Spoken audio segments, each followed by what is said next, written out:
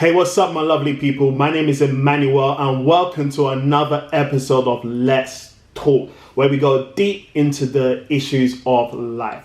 Today is more of a relationship talk. Today, its focus is on being the one.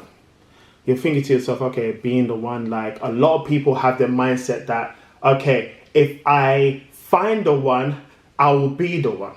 A lot of people have a bunch of lists of their ideal type.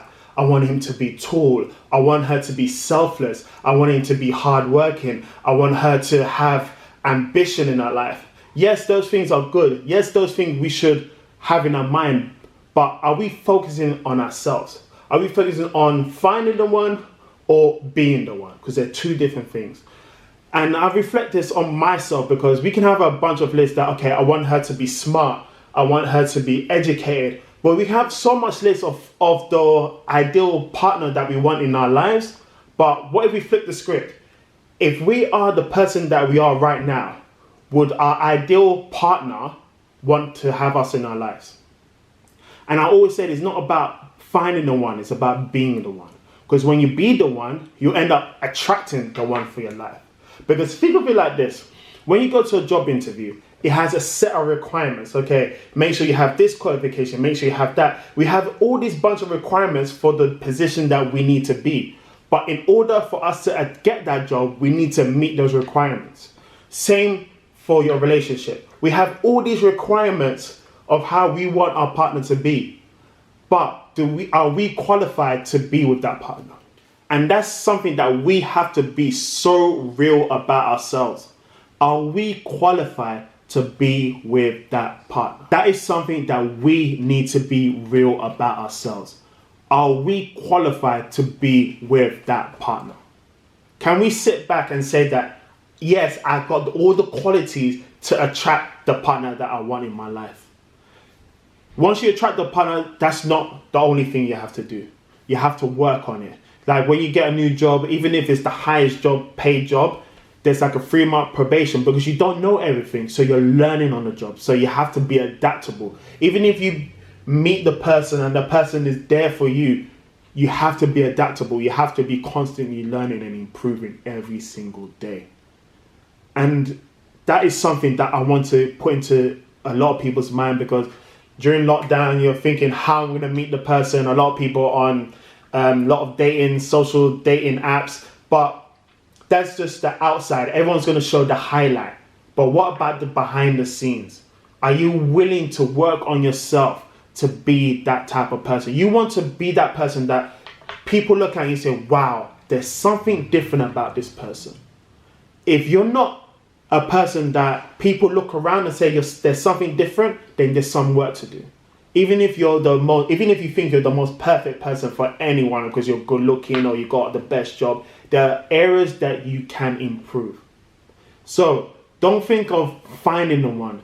Think of being the one. Write down the list of qualities that you want in your partner. Yes, write it down. I want hardworking, this and that. All the things that you want in a partner, you need to be 10 times more than that.